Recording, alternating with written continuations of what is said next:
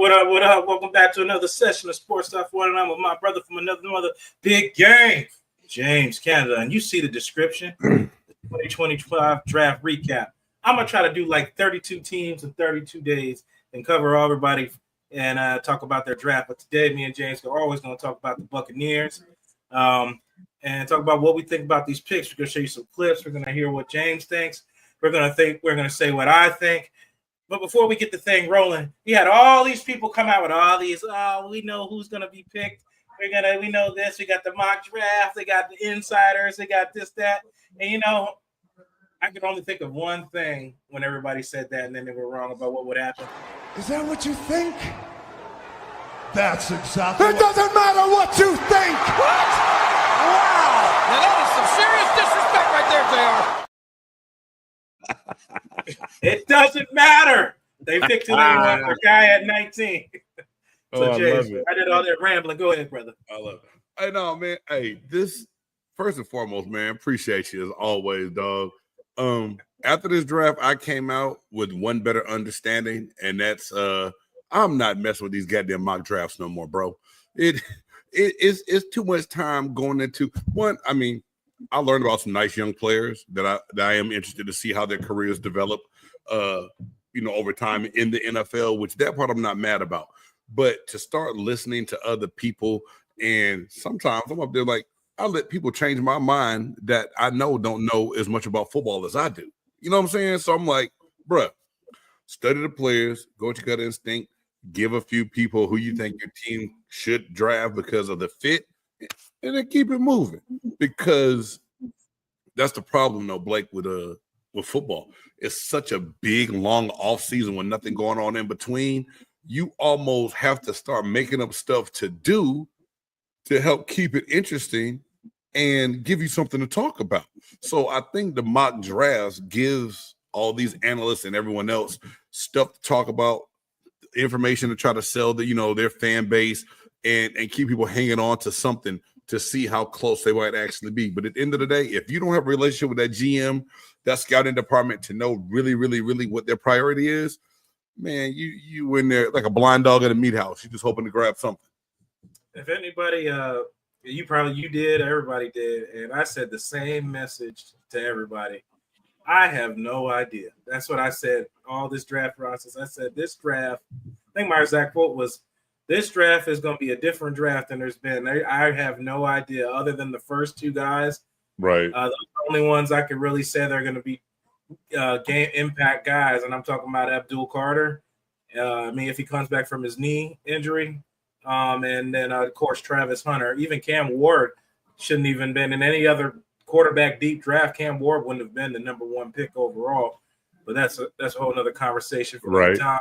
But it was just a funny draft. This is going to be one of those drafts. If you find a quarterback stud, it's going to be one of those guys late.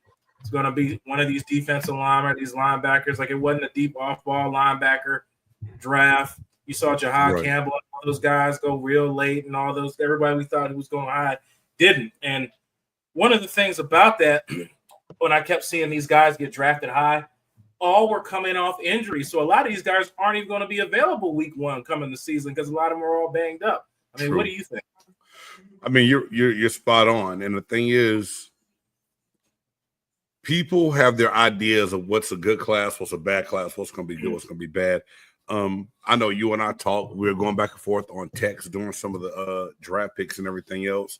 And every team has a need. We understand that. I totally understand that. And then, as a fan, you think a need may be something else. But at the same time, if they're not deep in that draft, like inside linebacker, for me, was a high priority. But then you look at the grades besides Jahad Campbell and Cody Schlesinger, and Schlesinger is still more of a 4-3 outside linebacker. You know what I mean? So now it's like, okay, yeah, we need to replace Levante David one day. We need an inside linebacker. But damn, there's not one here really at 19 that's worth the pick, right? So, this, it is what it is. I look at it to where, like we always say, you have to go need over being excited about what people say you should get. And that's one thing I could always say about Jason Light. I believe he does a good job of defining what they think the need is on that team with his coaching staff, and he addresses that need. He doesn't go off of what people in the background are saying about him or what the Buccaneers should do. Absolutely. What I think Tomlin said a great quote in one of his. Tomlin also doing some work for the Steelers a lot of time during the season. One of his great quotes was, "If I listen to the fans, I'll be fired." So yeah, I mean that's a true quote there. You got to do what's best for the team because you're the one that's there. You're the one that's orchestrating the practices. You're the ones that know the development of these guys, and nobody else. The Sunday's just one thing, but you can't watch the week. It's like I get into boxing now. We talk about boxing, how there's a camp going into boxing. You prepare for who you're fighting. It's the same thing in football. It's a preparation up until that Sunday's game. The Sunday's game is a small fraction of it, but it's the other 6 days. It's a preparation. If we're talking about the Tampa Bay Buccaneers, I think their coaching staff is great at developing players, and we're going to see again how they're going to develop. Todd Bowles has proven in and out that he's able to develop defensive backs. He's made Carlton Davis and Jamel Dean, Anton Winfield, Tyke Smith, all any EP he touches has some type of success. Chad Izzian, et cetera, et cetera. Mm-hmm. But you said with picking what you need, wide receiver was a need when Chris Godwin and Mike Evans were out and they were hurting at that position. So they decided to not put themselves behind the 8 ball this year and decide to go with a wide receiver. I know it shocked everybody, but you have to remember, that point in the season when they were hurting at wide out and they really had no resolution. McMillan didn't come along. The other young receiver out of Nebraska slips my mind right now. Palmer wasn't coming around. Shepard was dropping passes. So they wanted to solidify that because Mike could be retired at the end of the year. Godwin's not going to be ready week 1. So you don't want to be put behind the 8 ball again. So they decided to get ahead of it. You got to score points. And Todd Bowles is smart enough and savvy enough to find ways to get stops needed in the game to win football games. Your thought? Yeah, spot on. And I'm not gonna lie, I was a little pissed off at first at the pick, and not because of who they got. First and foremost, let's not get it twisted. Ohio State has done a hell of a job lately of turning out wide receivers. So to watch what he was able to do in that offense opposite Smith, and after people like Jackson Smith and Jigma, it's like, wow, they develop the wide receivers. They come into the game ready to play, right? So, and like when I did my mock draft, I thought he would be gone. I thought this is probably 1 or 2 between him and McMillan as far as like 1-2 receiver goes, and I actually thought he was going to be gone. So receiver, we need it. I want it, but I thought we could still get a quality receiver in the second round, Blake. But at the same time, when you look at it, you got Emeka Egbuka right there for the taking, and you don't know how healthy Chris Godwin is, and Mike is getting older. I think now, looking back at it, it's a damn good pick, and I shouldn't have been mad. But you know me, I'm a defensive guy, so shit, if you ask me, I'd use all picks on defense if I could. I'm on the same train, man. I'm on that same train. I'm all about the defense, but like I said, so out of those top 2 guys, I wouldn't have said that there's the superstar studs that they could have gotten. And when I watch these clips, and I'm gonna bring up a good point here. You see Egbuka in these clips doing things that we want to do with this offense. How many times you see Chris Godwin be down at the tight end position and crack and seal block on a guy on the end? You see Emeka do that. You see him lining up in the backfield. You see him doing all the things that Chris Godwin is. So you're basically plugging and playing a guy to do exactly tough blocker right there. I just mentioned it. Same thing Chris Godwin does. Got him a pancake block. Like that stuff that he fits right in this offense. So you found a 1A and a 1B to Chris Godwin being out, and he won't be ready coming into that week 1 with that injury. If you were there, you remember the movie The Program, his ankle was literally laying to the side. So Chris Godwin is more likely not going to be himself up until probably midway point of the season, and now you don't have to worry about that. Yeah. I mean, you're spot on, man. And you did a better job of breaking it down, I think, than I did. Because like I said, I'm so into wanting to get after the quarterback and get sacks. Look at that. That's why That's why I kept hollering edge. But at the same time, looking at how we need to build a defense, and I think that it still shows what they believe they can get out of Yaya Diaby. But at the same time, and I know I'm not going to jump ahead, we're going to address some of the other guys that they added through this draft. So as the draft went on, I really felt a lot better about the first round pick because I'm going to tell you, talk about that fourth round pick, David. Well, oh my God. And we'll get there. He said, I don't want to jump the gun yet. Oh my God. So yeah, receiver had to be addressed. Of course, secondary had to be. There was a lot of needs in this draft. I kind of knew they weren't going to go linebacker with they picked up those guys in free agency. I don't think they're going to go linebacker with the guys they picked up out of free agency. I didn't even look at the free agent list like I They're not big signings, but and you forget you got Savarier Dennis coming back as well. Because he was hurt. He was hurt last year. You're right, and I think you're right. I think a lot of people forget how Savarier was on track to be that guy before he got hurt. Yep. So yeah, those were needs, and it's crazy they went back to back with one, and then back to back with the other, and then finished it with a wide receiver. So without further ado, let's move it to the next pick to talk about this Benjamin Morrison pick. Him now, my man over there crying on the phone. I'm like, come on, man, that dog, he crying there like he's like, I'm still standing, I'm still strong. Yeah. Yeah, of course, Simeon Rice over there with that nice smile up on stage, giving the picks in. But Morrison, another guy that could have went day one. Like I said earlier, a lot of these defensive backs and stuff, they fell because injuries. I mean, look at Will Johnson. Should have been gone in the top 20. Man, that really blew my mind that he didn't go until he did in the second round to the Arizona Cardinals, right? I think it was. But at the same time, like you said, Blake, and I didn't realize that so many damn guys are hurt. Like, God, dog, you got this many people in the draft that coming off of injuries, and it had to be pretty significant for him to grade out like he did. Well, a lot of people had him as the second best defensive back behind Travis Hunter, and to fall to the second round, it lets you further know that, you know, that injury is probably a little bit more significant than what we knew. Yeah, and I know you had Siobhan Revel, like a lot of people did, but those are things that people didn't factor into when they were doing these mock drafts. You need a guy to be available week one. Siobhan Revel is another one that's probably wasn't going to be ready week one. Yeah, he had an insignificant injury, so you need guys to play now. They took a chance on Morrison because of the ability and way he fits into the scheme, and his injury isn't as bad.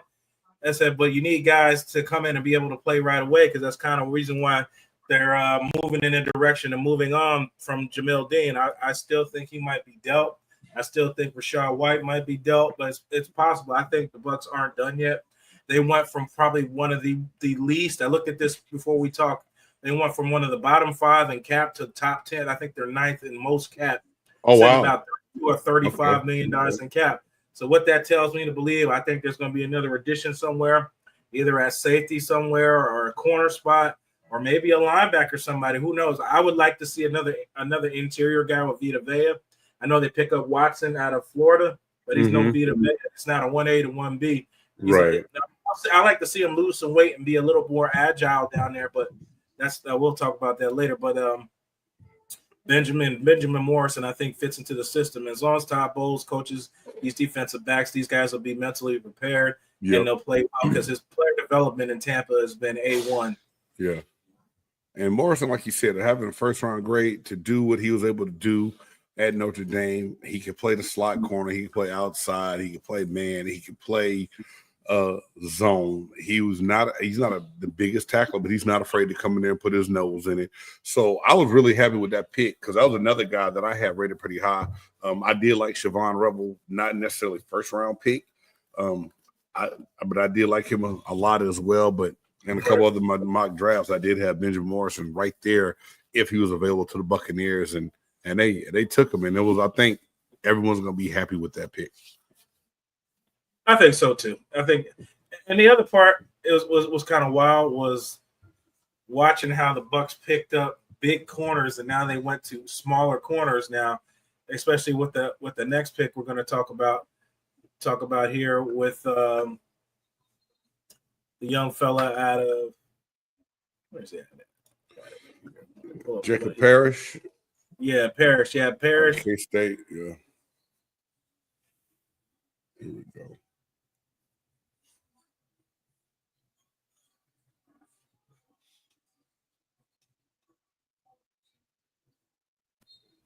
That was it would have been Aqib Talib was the last corner that the Tampa Bay Buccaneers took out of Kansas State. Wow. Okay. Aqib Talib came out of Kansas State. No, Aqib Talib with the Kansas. He's a Jayhawk. That's right. He's a Jayhawk. My bad. He was a Jayhawk. That's all good. He a jackass anyway. Yeah. Couldn't stay out of trouble, man. Can't stay out of trouble. Couldn't stay out of trouble. But yeah, the next corner, same thing. Another undersized Jacob Parrish, another undersized corner. Clearly is going to play inside, underneath. Because from what all the reports say that he's Tyke is going to be playing up top with Winfield. Okay. So those two safeties are going to be interchangeable, coming down in the box, moving around, and you know the Bucs are always looking for that nickel spot. I mean, that's a tough position. Yeah, it is. Football. It's tough, man. Like when everybody be like, "Oh, they get burnt." This, I'm like, bro, do you understand how hard that is? They don't cover at that spot because they can go any direction. There's no sideline as a defender from there. It's you've got to get a good jump. You gotta just be on it at all times, and these wide receivers are just way too hard to stop, especially what Tampa Bay had problems with last year was getting to the quarterback. Yeah, exactly. Now you're asking your defensive back to cover for way too long. And Blake, what I like about Jacob Parrish, and after they drafted him, had to go back and look at some more of the highlights and the things he did. Every report that came out on him, they say he's a Swiss Army knife in the secondary.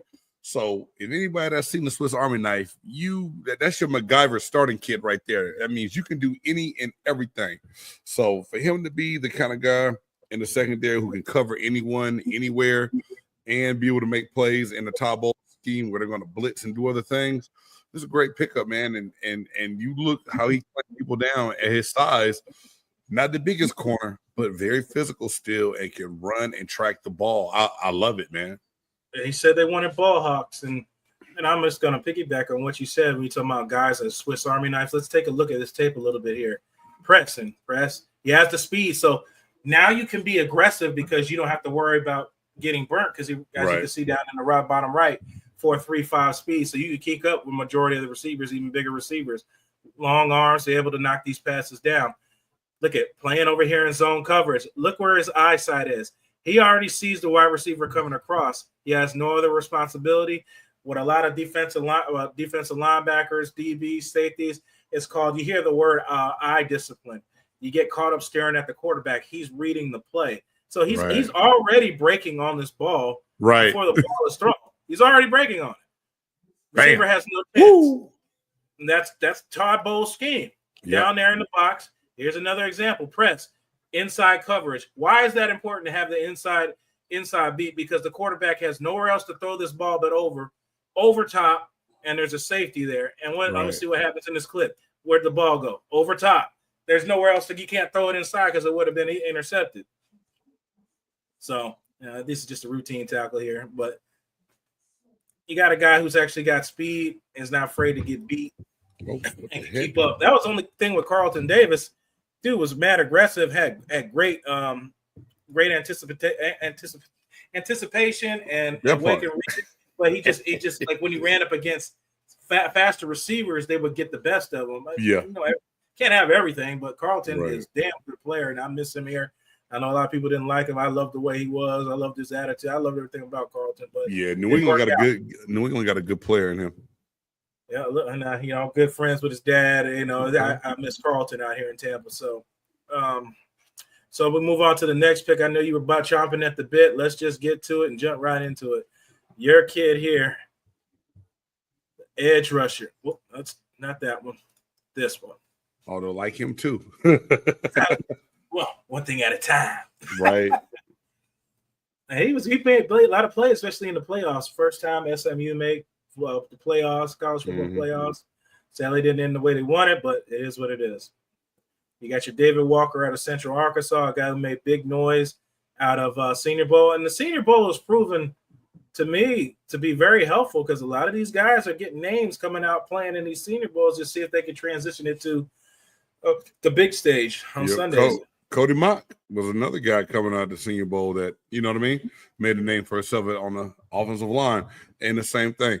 I did a piece on David Walker being a true draft gem, and I saw the Senior Bowl stuff, and I watched his tape, and I was like, man, everybody talked about him being undersized, but the one thing you cannot teach is get off and tenacity. And then they also talked about him being a small school player, not playing against a great level of competition. But yet, he was Defensive Player of the Year 4 years in a row at Central Arkansas. To be the Defensive Player of the Year at a defensive end position, I don't give a damn what level it is. It says a lot about the guy playing that position. Then to watch him get to the Senior Bowl, the dude has a toolbox when it comes to pass rush moves. Oh, God. He will hit you with a little bit of everything. And when I watched it, I said right then and there, I said, look, if the Buccaneers can get this guy day 2, please, please, please get him. I know everyone, once he gets there, they will be more than happy of what his production is going to be. And don't try to change him. I know he's not super big. Don't try to move him to a stand-up linebacker. Let him come off the edge. Let him do what he needs to do and watch him work. I guarantee you everyone's going to be excited about what David Walker brings to the table. No, absolutely. And I think, like you said let an apple be an apple. Don't try to change what he's good at. Don't try to let, change dictate it. And I said it online today. I think they've actually have a stable of guys on the defensive line now. You've got actually a plethora of guys in the secondary. You finally got your depth in there. Let's see how these guys develop, and I have full confidence that Tampa Bay and Todd Bowles' coaching staff will get these guys developed. I don't know why the clip ain't playing here, but David Walker, he has a plethora of moves. Mm-hmm.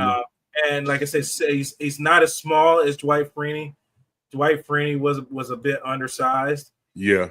I played with Dwight for sure. For sure was undersized, man. He was undersized, but he made the best of it. He had that spin move that he was known for, and he can transition speed to power. He was very good at doing that, and he figured out ways to do that. I was trying to get this clip over here. I wanted to look at some of Walker's moves. Hello from Dusseldorf. We don't want to hear from you, but I appreciate it. All right. Instinctive pass rusher. And the point I was trying to make is you have guys now on this team that have different skill sets. That's what I was trying to say. Mm-hmm. You have big guys that are pocket pusher, which is a Yaya. Yaya's very talented, but he's not a bend the corner guy. No, he's stiff in the hips. I'm not trying to be funny. He's a little stiff. He's a big, strong guy, but he's stiff when it comes to that knee bend and that hip bend. Yeah, that's not his forte, and that's fine. You just got to find your way. But this guy that he is, you can plug him in with second year defensive end out of Alabama. I don't know why I'm forgetting his name right now. I know what you're talking about. We talk about him all the time, and it's not I got you. I know. Braswell. There it is, yeah. He's another one. He's just a speed rush. He's not very good at run support. Lighter guy, and you still got Jose Ramirez. You still got Marquise Watts. Now you've got guys everywhere that you can plug and play. You're not just relying on one guy. And I even mentioned that you brought in Hassan Riddick as well. Now you're cooking.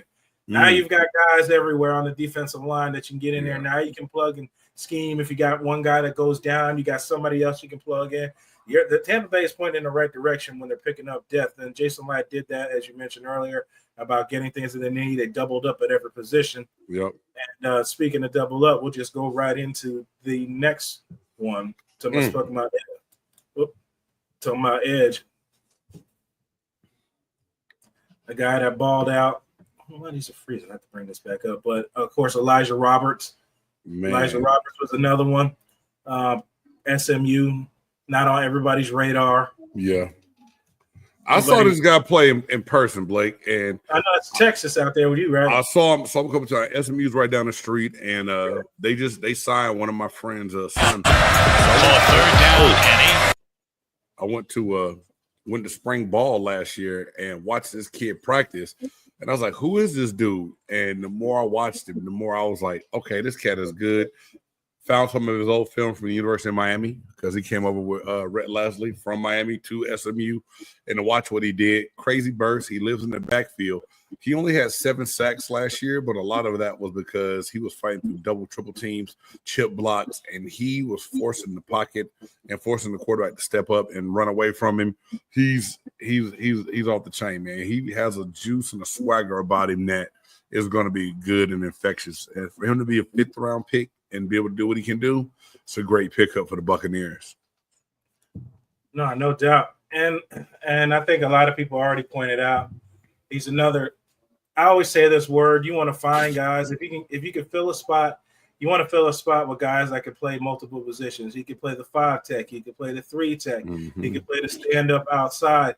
And one of the most important things for Todd Bowles is be able to set the edge and run support, which he can do. He's got enough weight behind him to do that, and he's got enough speed to disrupt the passer. So he's kind of the essential guy, and he's a captain on the team, which Bruce Arians said he always liked the guys that are captains on teams and to be leaders. So I'm really to see how they develop, and these guys are going to develop them down there in Tampa. Like I said before, I think Tampa Bay's developmental system has been very good at the production and the productivity they've been getting out of their players. Right. You have anything else to add on, Robert? I know you love the edge. No, man, I do love the edge, but like I said, it's another great position, and he adds a little bit of depth. And that situation, if you got to take Yaya out or slide Yaya inside and have him stand up, now you can do that. You can still keep, 2 great people on the line. It's going to help interchange it with Kalijah Kancey as well if you need to. In the middle. So now you're getting pieces around them, and it can be situational stuff. And I just like it. Like I said, I watched him in person against Pitt, like pretty much single-handedly on a couple series, just take over a series. I was like, God, dog, just to watch what he was able to do and how hard he plays all the time. He's another one of those max effort guys. He's not going to take plays off. He's going to be out there and giving it all he's got. Like we like to say, he coming off the balls to the wall, man. He about to let it fly and go make a play. Yeah, and that's what you want. You want guys who are going to give maximum effort. Those guys you can work with. You coach out there, James. You'll put all your effort in to a guy who may not be physically gifted and have all the tools. But if you put in the work, I will spend my time with you. If you work, I'll work. And that's and you're willing to coach. And speaking of that, this is a fun one here. Of course, good friend of Bo Nix and best friend of current Tampa Bay Buccaneer running back Bucky Irvin, Tez Johnson. They're good friends, bringing in the Oregon Ducks, bringing in that winning tradition out here in Tampa Bay. Stuff that Tampa Bay has changed the culture a lot, the way they do things, the way that coaches are coming in and out of here. People are coming in here for opportunities, and they're leaving with head coaching jobs. I tell people that all the time. Tampa Bay is finally in the position where you've got an influx of people that are coming here and leaving successful, and your program is still winning. Yep. Man, look at this dude with the ball, man. He got amazed. He got quiet for a minute. Yeah. See that separation? Separation? It's what you want now. I think the only knock on why Tez Johnson was still available this late is just because of his size. He's a little bit undersized, but he's a slot receiver. He's not going to line up on the outside. He's not going up, playing big boy ball like the 6'5" wide receiver, like the Mike Evans that we have. But you put him in the slot. You can use him on special teams, the punt return game, things of that nature. He's he's lightning in a bottle.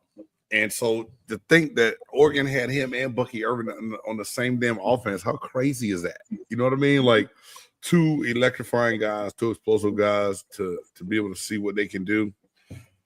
I'm excited. And like I said, special teams weapon. So it's another added element to what he can bring to the game and what he'll be able to do to help out, man, which is, very necessary. Outside the kick return game, that's kind of, messed up now. But that punt return game, it can be very vital. No, absolutely. It's something Tampa Bay has never really capitalized in the years, many, many years. I think Michael Spurlock or Clifton Smith were the last 2 notable guys kick returning for this team. I know these clips don't show it, but there were other clips of Tez Johnson also lining up at sidecar right and shotgun formation as well. Being his size, he can be little just like a running back and play in there. So now you're expanding your offense even further with the way you want to, put people at different spots, making the defense think. Now you can possibly put a wide out in the backfield you're making a linebacker have to cover a wide receiver in certain situations if you had a team that wants to play man cover. So the versatility of this offense just keeps growing. I just have to give hats off to, of course, Jason Light and Todd Bowles and the team for picking these guys and getting versatile guys. I think if I were to use a word for this draft class right here, and I think it's the right word, versatility. That's what I would call this draft class. I would call it versatility. You have players that could do multiple things in multiple in positions. You've got that in this draft, and I think you've done that with just about every position on here, even cornerbacks included. I mean, what do you think? Yeah, you're right there on the money, man. And the thing is, like, a lot of people say, well, grade this draft. And I don't typically like to say put a grade on a draft right when it's done because we hadn't seen them play. But if you just look at the positions of need, the people that they brought in for those positions of need, somebody said, no, I need a grade. So I said, if I had to give you a letter grade, I'm going to say B+, because I still think that I may have done one or two things different, but at the end of the day, if you look at these guys' resumes and what they did at the collegiate level, all big school guys except for one, and I'll still put him against any one of those big Power 5 guys because he showed at the Senior Bowl that he can do it, and that's in Walker. So other than that, hey, 2 thumbs up, man, to what they did and how they did it. And you're right, because you get guys that can line up and play. A lot of them will be ready to go right away. And they add that added special element to special teams as well, which a lot of people forget when you get to the NFL and it's a 53-man roster. You have to be able to do multiple things. You can't just do, the one thing that you wanted to do like you did in college. You have to do multiple things. And I believe that these guys give you that they give you that. They give you the ability to be able to do multiple things when asked for them to do it. Before we get out of here, we got to talk about the undrafted free agents. And, of course, notable the one, we'll obviously talk about it. Shilo Sanders was one of the first people to sign to come here. What is your thoughts on that? I like it. I think Shiloh's a physical, hard-hitting safety. He's vulnerable in the pass game, and I think that's why he was a free agent and wasn't drafted. I think that he'll have a legit chance to be, a practice squad guy. Breaking into, we do need secondary help. We drafted more corners, Didn't really draft the safety position. So he may be able to come in and sneak in to be able to help in certain instances. But I like the pick because no matter what, he still has a good football IQ. You've seen that. He made plays on the ball. He was able to get interceptions. He was in the right spot a lot of times. A little overly aggressive sometimes, but a Todd Bowles scheme can help that sometimes. So, I like the pick, and I hope he has a legit chance of making it. Yeah, Shilo obviously comes from a high caliber football IQ father. Probably one of the top 10, top 20, wherever you want to put him. Best ever play the game of football. So, his dad plays intricate, coached him his entire life. What I see with Shilo is, and I'm sure why he came here is because of Todd Bowles. It's not coincidence that especially Deion's son, wants to come to Tampa Bay. Right. I'd say because Todd Bowles develops corners. He develops defensive backs. Yeah. Proven he's done it since he's been here. And I think his skill set fits with him down in the box, being very aggressive. I see him a lot of similarities to Jordan Whitehead as far as a hitter. That's the first thing that came to my head is Jordan Whitehead. Almost the same, played at Pitt, and he played at Colorado. And I think him coming into camp, getting around pros, getting to learn how they move, how they operate, I think it's going to be influential to him. And I think he'll be ready to go. I would like to see him not be as aggressive because I don't want him to blow his shoulder out. That's the first thing I think of with all these hits. I said, "You're gonna blow your shoulder out." That is true. That is very true. But he will throw his whole body in the stuff, man. Yeah. He is a battering ram. And to me, it's funny because he has a little bit of an old school mentality. Yes. When it comes to the safety position, which you don't see that a lot now, and it's hard because the NFL and even college football is taking a lot of physicality out of it with the crown of the helmet and the leading and everything else. But for him to still be able to come in and make some of the hits he made, like I said, I'm excited for him. And I'm one of those guys, like, we all knew going in that Shilo wasn't the best, and he's an older DB. I mean, you look at it, he's moved around before he ended up getting to Colorado. Was it Florida State or Maryland first or whatever it was? He bounced around. We know that he has some polishing to do, but I think, like you said, if he, as a defensive back, if I know I need to be taught extensively to be able to be prepared to play an NFL game, Todd Bowles is the guy to help you learn that, like you said. Todd Bowles is definitely that guy that's going to teach you that. Like you said, there's an example of your old school. Yeah. He's not afraid to hit people. That's not targeted. That's a good hit. Of course, they threw the flag. I like it, though. Through the shoulder. Yeah. I mean, I don't know what else you're supposed to do. You're not going to get him to the ground any other way. But that's football now. Like I said, and that's a good point I forgot to bring up. He's got a keen sense to turn the ball over. That's what we want. A lot of hits because he puts his head and his arms in the right place to knock the ball out. You'll see several of these highlights. The ball's on the ground. Here's another one. Head across, shoulder down, just what you teach your kids out there, James. Fumble, and good things happen when you get your head across the ball. Yep. And it reminds me a lot of Levante David, always looking for turnovers, and Tyke Smith had a lot of strip fumble turnovers, and of course this one here, the pick six, just anticipating a route, and of course the rest is history.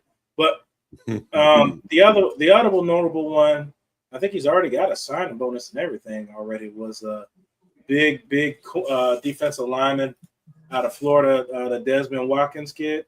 Yeah. Not sure you know too much about him or now. Maybe is that the one that's like 6'6", almost 400 pounds? Is 400 pounds? Yeah, that's him. Yeah. Hey, big body. He, like I said, he's not Vita Vea. He's Vita Vea-ish because of how big he is.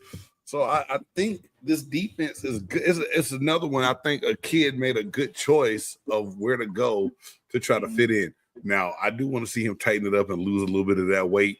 But at the same time, to move the way he does at his size is still pretty impressive, man. So I saw his 40 time. People were like, oh, man, he ran this.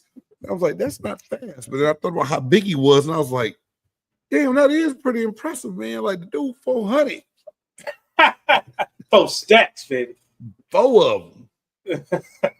So, man, that's a good pick. That's a good pickup. I like that pickup. Now, some of these I need to look up some of these other guys, because some of these other guys I'm not really familiar with, man. You're gonna have to educate me a little bit. Some of them other ones I ain't even gonna front with you. I gotta do. Yeah, I know, right? You can't know everybody. It's too many players. Man. Way too many. You can't to go through everybody. And if you have a job, it's way too many players to learn. Oh yeah, that part. that part. If my name was Mel Kiper, I would there would be no excuse. I would have to know this, but it's not. So yes, I must go punch a clock every day, so I cannot know everybody. And honestly, them guys don't look at all that. They've got people that do that work for them. They just put the papers in front of them. That's how that works when you work for the broadcast. True that. So don't give them all their credit.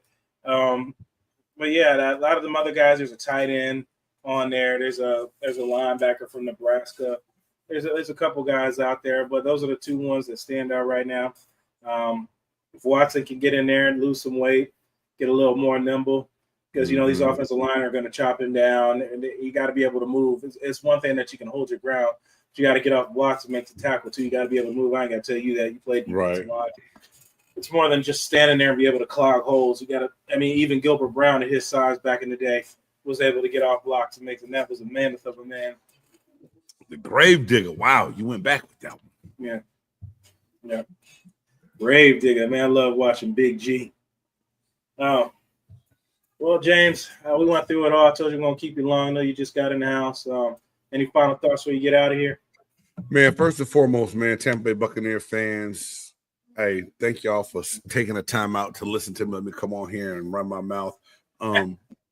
Don't be so quick and harsh to judge a draft before you get a chance to see these guys play. At the end of the day, I know a lot of people want to see some different pieces. I believe that the front office did what was right for this coaching staff, and I think that it's going to make for a great season. The one thing I can also say is I believe that the NFC South is getting better, because I'm so sick of the NFC South being the butt of jokes when it comes to divisions in football. But Hey, man, make sure y'all check me out, Games Pewter Perspective, on YouTube, on Facebook. You can find me at Big Game Sports Buzz or Big Game Sports and Entertainment Network. Doing my thing on Thursday nights with the Buff Nerd Jay Stoggs on Big Game Sports Buzz. So, man, y'all make sure y'all come and check me out, please. Yeah, he's everywhere, man. So it ain't hard to find him. He's doing a great job. Him and I always talk about how to make content better. And I always tell him the same thing as I always told him when we first started talking, man. It's all about the content, man. Yeah. Bells and whistles are nice, but it's all about the content. I try to educate people on the game, and I love when people reach out and they ask about my perspectives on stuff. And I'm sure James is the same thing. They ask about ins and outs because, man, I'm telling y'all, man, don't get roped up into the medias, man. Those people are paid to make stories, man. Like I said, stop eating the cake. Stop taking the cheese, man. Like, ask people who's put pads on, has been around this, and talk to these guys every day. Like, there's news and then there's real facts and news about the way the game's play. There's levels to this. And I just think that people are just ill-informed and uneducated when it comes to certain things and the way things are and why people pick. I know I am, and I know James is too, is trying to bridge the gap between the bullshit and what is actually real. Right. And I mean, I'll now just end with we'll get the player development. I really want to see what these guys get developed down here in Tampa Bay in camp. See what they develop into, see who flourishes, who steps up, who steps down. There's a lot of competition all around this roster, man. When I look at it, like I said earlier, there's competition on all the levels. Playing time is going to be hard to come by, man. Yeah. Somebody coming there out of overweight or not ready to play, they're going to miss time or probably get traded. But we'll see, and that's a good position to be in when you got competition. Hey, Blake, how are you when it comes to evaluating talent? Are you the kind of guy that gives them like 2 seasons, 1 season, 3 seasons, or just depending on what round they were drafted in? I've always been told with a wide receiver, especially, you got 3 years. If they don't develop in those 3 years, then they probably don't develop. Defensive lineman, it's a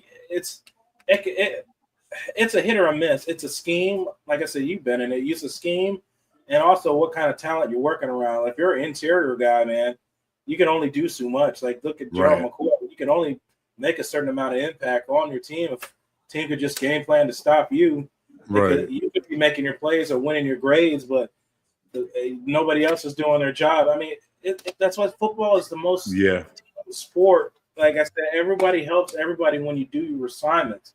Granted, some people beat people all the time. It's a lot easier to do that off the edge because you're more focused on one guy coming off the edge or a guy chipping versus a guy that's interior, a linebacker. Like, are you good at covering? Are you? It's really the scheme and how you win your matchups, and that's why I really look at it now. Like, a lot of people are so harsh if it's not done a year one, then they suck. Like, I think we're past the era of that with all the access to game film, all 22. You get to see more for the guys that actually can, analyze and pick apart the game. So I don't really judge people too hard as much as people come on later on in the career. It's like getting the knowledge of the playbook. Like I said, you get this. I don't know if you still have yours. You get these kind of playbooks. you get these installs. This is what you got to understand. And some people can't grasp all of these right away. It's a lot. And this is an offensive book. Right. And so you can't grasp all the the schemes right away and learn that and do all that. Some people pick it up faster than the other, man. Yep, exactly. That's why I always tell people, hey, don't be too fast or too harsh to judge, because one, if you ever had to go sit in the meeting room and go from one thing to something else as far as like terminology and everything else, pump the brakes, homeboy, because it's not as easy as you think. Because a lot of people they just go out there and play football. No, I wish it was that simple. It's 9 to 5, 8 to 5. They out there working, and you got to learn a whole new scheme. Everyone learns different. It's a little bit different, man. So I just always like to get other people's perspective on that, because so many people are so hard. And I always feel like I always give people a little bit more time. Like, man, come on, you got to do this. You got to do this. And like, if you had X amount of games to play and start, if you don't get it after that, then maybe I understand. Yeah. And you've seen some guys come into the system and departments go like, oh, we're going to change him to fit our scheme. End up cutting the guy. They go back to playing with in college, and they ball out. So, that's why you got to get fit. That's why you got to draft fit. You got to draft your fit, man. Get your guys. Don't try to make an apple be an orange, man. Let an apple be an apple. That's why I always use that phrase all the time, man. Too many people do that, especially in the quarterback position. But yeah, that's really it. And the other part, you have guys that, because in this league, you can't just survive on raw talent alone. There's guys that get away with it early, but then when it comes down to where you got to actually use knowledge and anticipatory and all that, they wash out later on. So you have a lot of guys who are like, damn, he was so good early. What happened? That caught up to him. Like he didn't ascend. You stayed right where you are. Everybody else ascended. You stayed right where you are. And you've seen that playing college, pro. You see that. You see a guy, you're like, damn, he looks good. But he never ascended anywhere. He stayed exactly where he was at. That was the peak, or he was. It's a mentality thing, man. If you're settled with just making the league, you're gonna wash out. If you're just settled with it, you're gonna wash out, man. And what does it say? The cream will always rise to the top, brother. It does. The cream will always rise to the top. Well, and it's always how we always do. That's this big game, James Cannida. I'm Blake Anthony, and we'll end this as we always do. You're the master of everything. What you do with your life, what you do is entirely up to you. We'll see you guys next time. Peace.